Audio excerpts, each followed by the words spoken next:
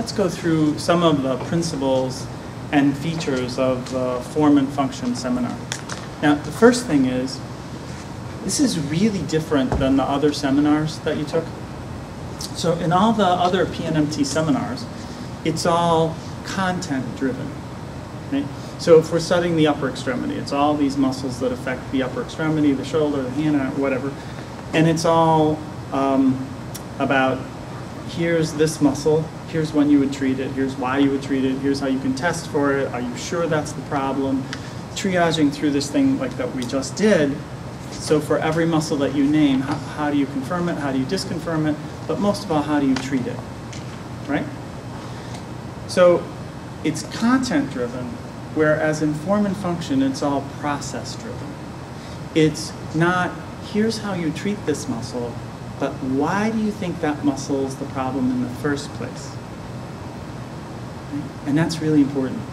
Many years ago, when I look back at my own teaching career, some of those early seminars, you could rename it as, I have an answer and I'm looking for a question to go with it, right?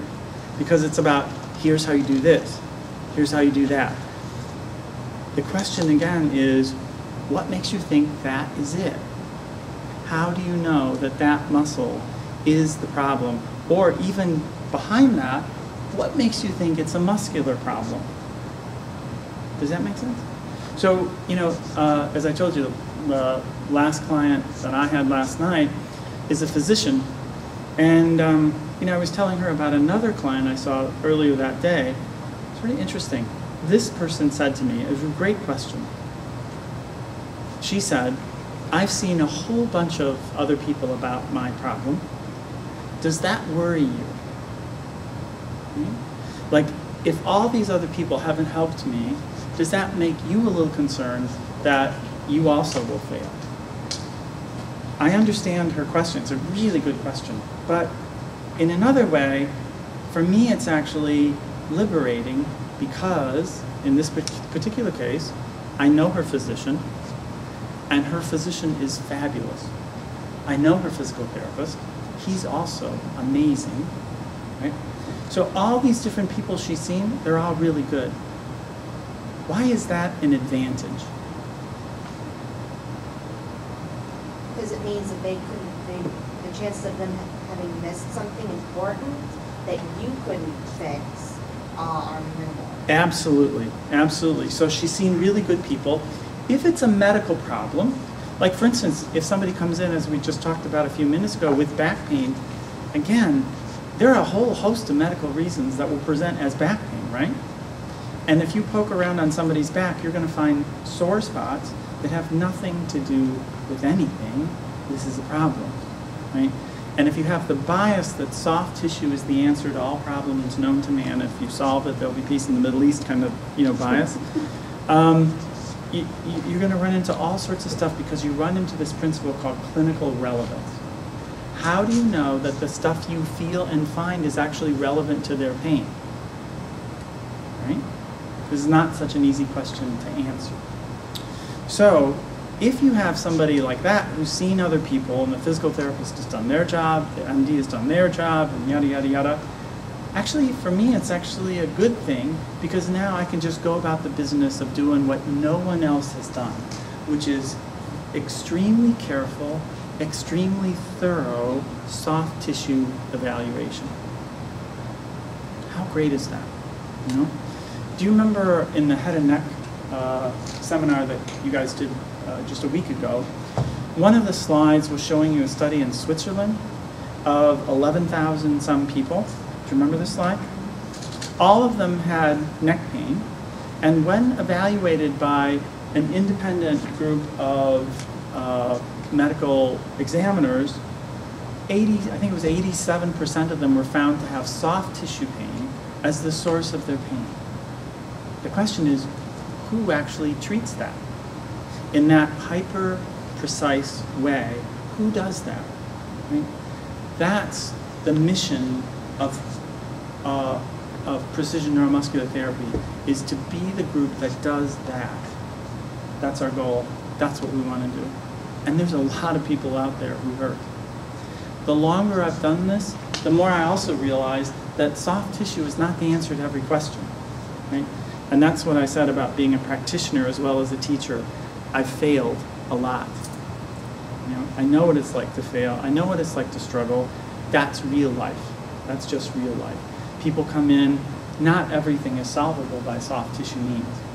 But the one thing that's probably true about this is that it gets overlooked a lot. That's one thing. And number two, the number of practitioners who have the skill set and the ability to take the time to do hyper-precise soft tissue treatment isn't very high. That's who we're after. And it's actually, it's the whole mission about which this organization is driven. And when I travel around and talk to people and just see the number of people who are looking for a therapist who can do that, it's actually a little overwhelming, right? The need is great, and the available people to do that, not so much. Because the skill set to do that is levels up. I mean, it's not easy. As you were saying, to work through all the possibilities when someone says, I hurt here, that's very different than, okay, I have this neck routine, and for everybody that comes in, I do this and this and this. Even a blind squirrel finds a nut once in a while, but that's not a strategy, right? It's very different to have someone who says, when I do this, I feel that, but if I do this, I do not feel that, and your brain says, oh, well, that means this, that takes these things out of the equation, I'm only going to look at these 4 muscles because of these reasons and one other thing, and then figure out from that. That's very cool, right? It's also complex.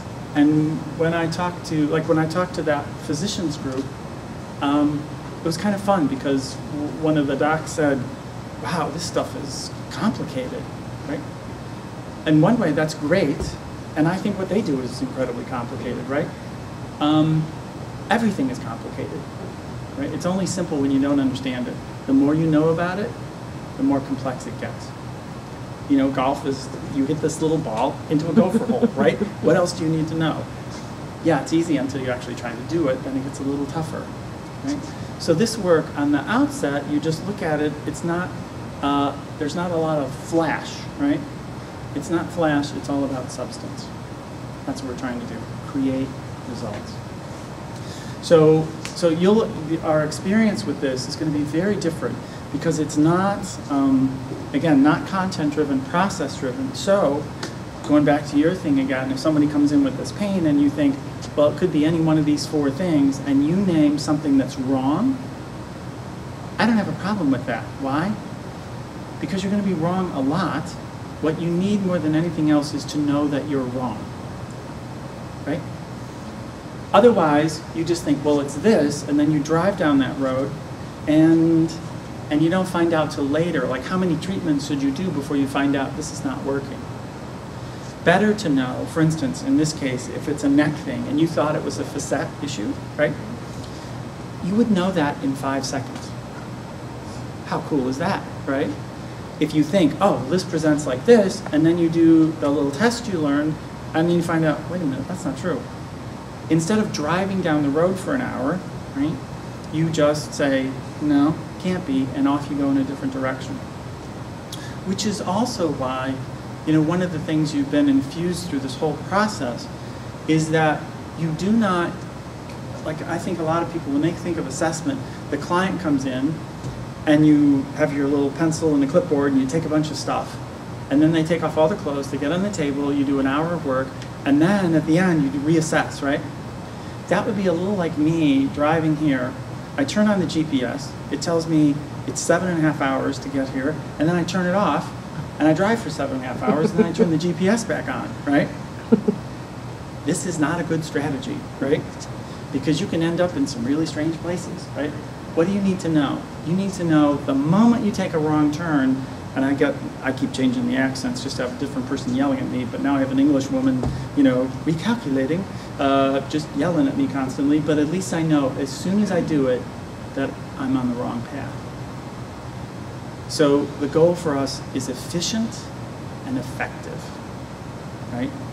And to do that in a world where healthcare is getting increasingly expensive and difficult, I think, many of the physicians who are in my practice are always impressed that, again, that motto of efficient and effective. Right? How to get people where they need to be as fast as possible, and right?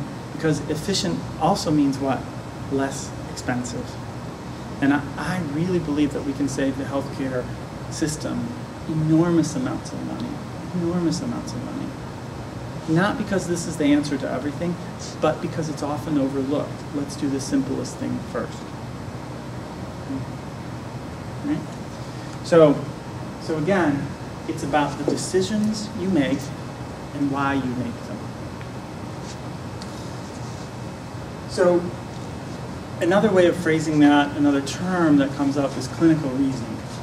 So what we're teaching are problem-solving skills and clinical reasoning approaches, not recipe-driven approaches.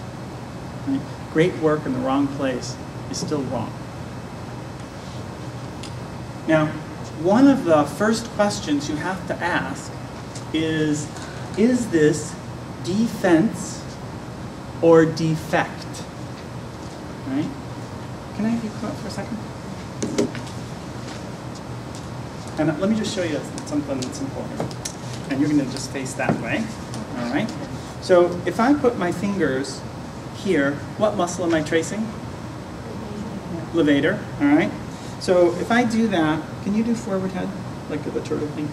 God, you're good at that. That's really good. Okay. All right, come back to normal. Go forward again. What happens to her when her head goes forward? What happens to the levator? It's stretched, right?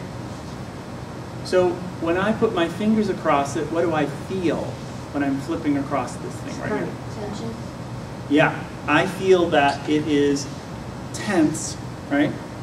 So the point I'm making is that, and I understand a woman, thank you, a couple of years ago said, I've been practicing for 12 years and you're cerebral and I'm not, I'm intuitive.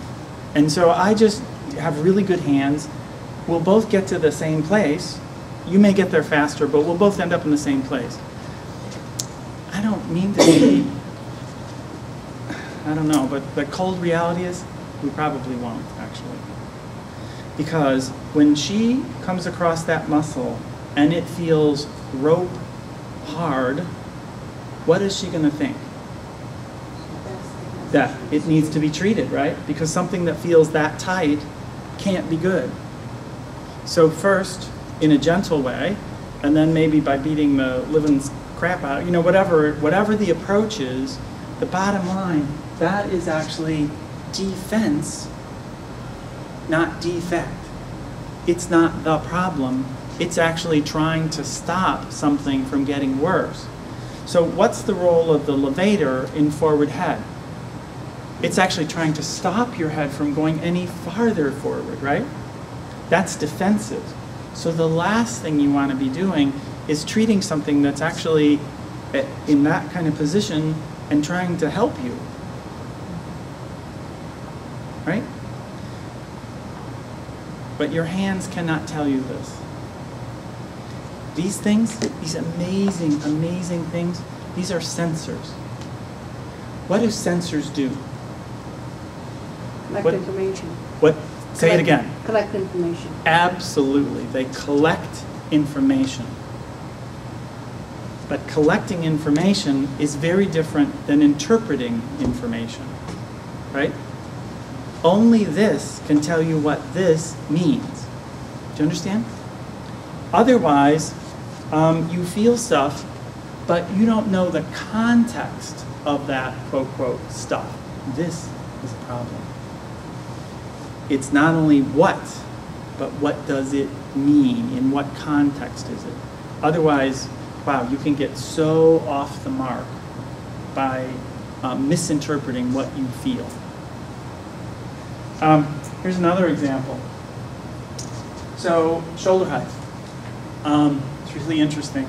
I saw someone a couple weeks ago who had big-time discrepancies in her shoulder, and she was going, I won't give more details, but she was going through this kind of training program and getting a bunch of work done and doing all the stretching, because the whole thing is to level out her shoulders, right? Because her shoulders were unlevel. When they did that, it set off excruciating neck pain. Right? Why do you think her shoulders were unlevel? Right? It was a way for her body to compensate for this other issue she had in her neck. Do you understand? It was defensive. It's not the problem. It actually was the defense. Do you understand? So if your thing is beyond everything else, you know, your IQ will go up, everything, as long as you have shoulders that are level, you know, you'll marry the person of your dreams and your IQ will shoot up 40 points if you just get the shoulders level kind of idea. Yeah, I don't think so, actually, right? Now, symmetry is a good thing, but when something's asymmetrical, again, you always have to ask why, what's the context? And that's really a lot of what we're going to talk about. If you look at structural issues and all these things that we'll do in form and function, no one of them will lead to a specific problem. It's a collection of all of them and in the right context. There's no simple answer. This always leads to that. You've got to create the right environment for it to make that happen.